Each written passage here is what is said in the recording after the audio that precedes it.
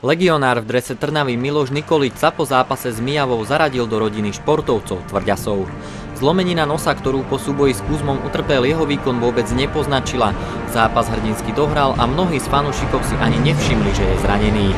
Ja som uvidel po tom súboji, že niečo nie je dobre, tak som sa pozeral za nos, uvidel som, že nos mi bol tak doprava.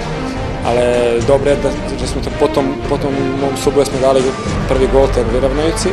Potom som išiel do lavičke, náš doktor sme to spravil rýchlo. Namestili mi tam nos, potom som odohral celý zápas, ako ste uvideli.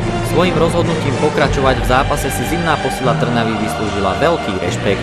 Tak myslím, že málo ktorý hrá so zlomeným nosom dohrá, pretože je to dosť veľká bolesť, je tam krvácanie a jednoducho hlavný stoper, kde on vyhral ešte prakticky všetky hlavičky a on musí mať naozaj vysoký prach bolesti, lebo inak sa to nevysvetliť. Ja myslím, že je to v pohode, tak toto je moja robota a ja si dajem všetko od seba pre tým a pre klub a každý krát za východ.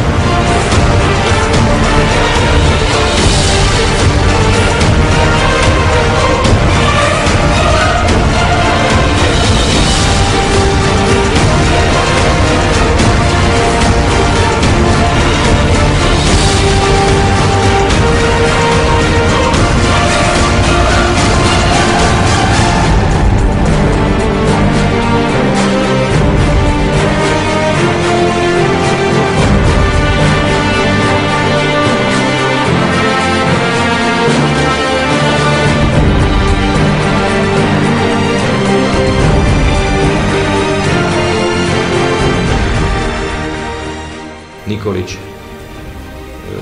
toho som sledoval vlastne pol roka vo Vione a myslím si, že to je jeden z najlepších stoperov lígy, pretože až na tú jednu náradáciu sa tam ten faul na tej hranici 16 bol zbytočný, netaktický, ale neviem, nepoznám hráča, možno to bol Bolek Polievka, ktorý by dohral so zlomeným nosom a vyhral všetky hlavičky, takže to som ešte nevidel, to na rovinu. On má zlomený nos, teraz išiel do nemocnice.